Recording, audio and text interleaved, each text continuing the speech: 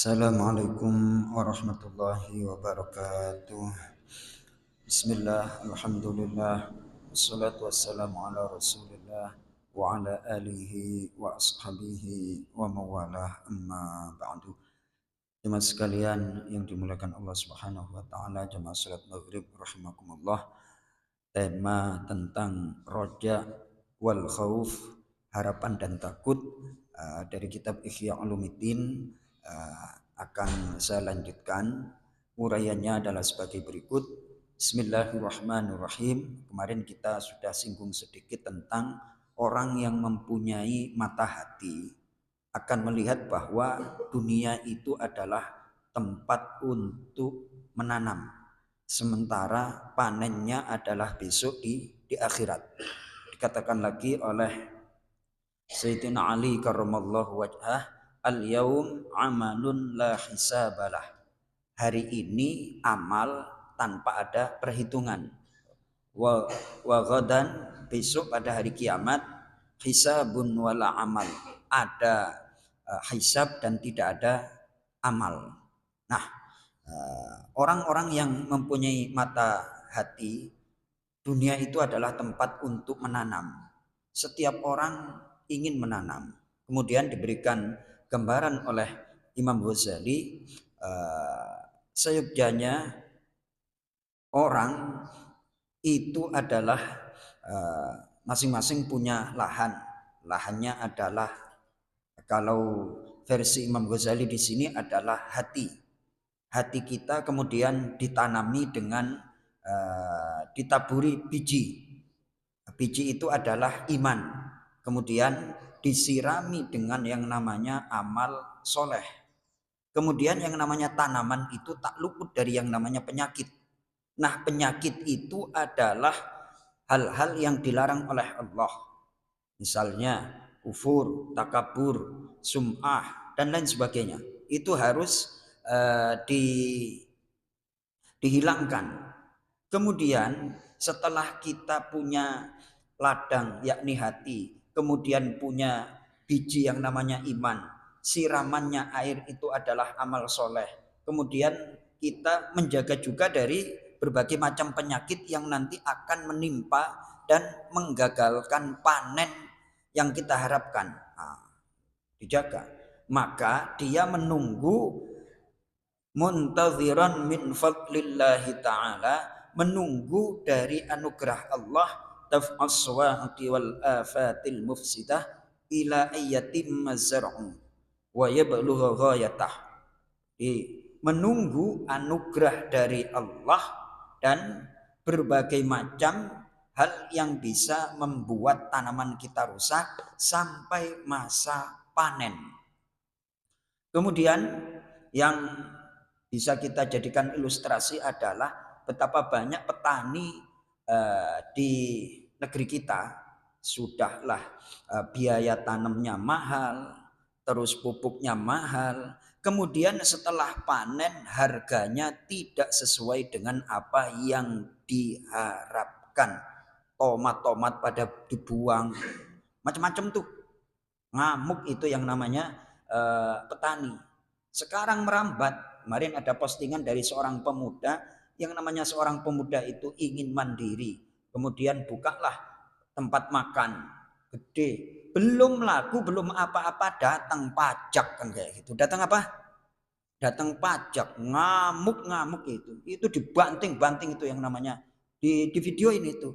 Ya Allah ya Karim, itu nasib apa? Nasib para petani dan juga pengusaha. Bahkan UMKM sekarang itu dipajakin katanya. Ya Allah ya Karim. Nah, terus ada celetukan dari pejabat, hendaknya rakyat kecil atau rakyat itu mandiri biar apa namanya tidak disubsidi. Subsidi akan ditiadakan biar rakyat mandiri. Dibalas, hendaknya pajak ditiadakan biar pemerintah juga mandiri kan kayak. Insya Allah. Tuh, itu ada. Makanya menjaga amal itu nggak gampang.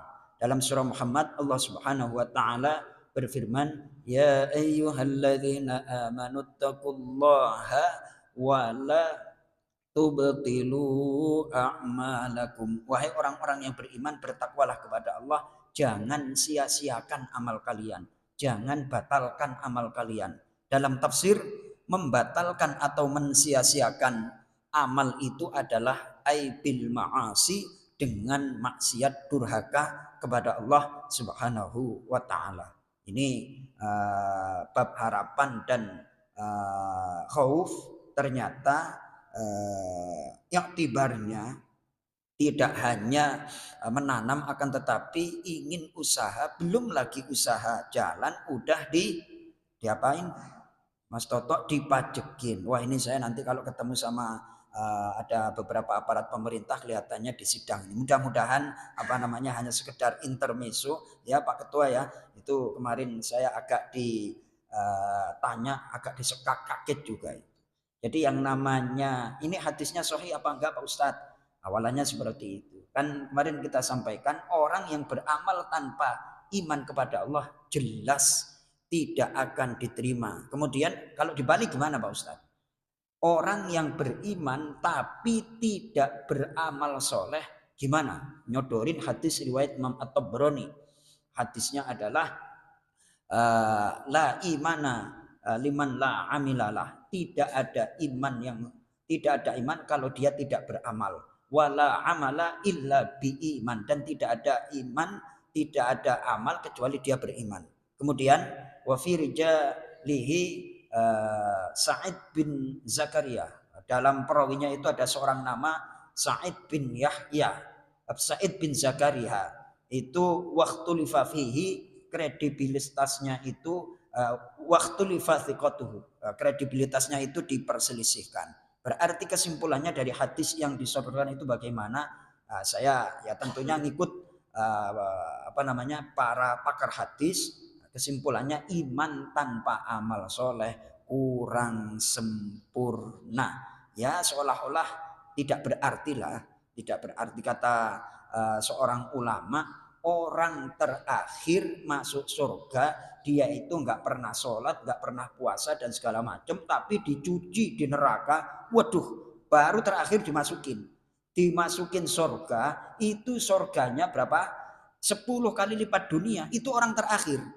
Lalu Mas Toto bagaimana? Oh, Mas Toto sholat qobliyah, ba'diyah, umroh juga. Pak Ketua udah haji, amal soleh sudah. Enggak seperti yang laki-laki, enggak. Ini kan orang yang kebangetan lah. Orang yang masuk surga terakhir itu orang apa? Kebangetan. Masa enggak ada amal solehnya sama sekali, cuman ada la ilaha illallah Muhammadur Rasulullah. Wala sholata, wala soma, enggak puasa, enggak sholat, macam-macam lah. Itu masuk surga tapi nunggu dicuci. Mau emang Bang Andre dicuci? Dicuci mau? Dicuci, tapi dicucinya di neraka. Nauzubillah min dzalik. Mudah-mudahan harapan kita dengan amal soleh menjadi kenyataan dan diberikan anugerah fadlullah untuk kita agar benar-benar kita bahagia di dunia dan nanti di akhirat. Terima kasih. Assalamualaikum warahmatullahi wabarakatuh.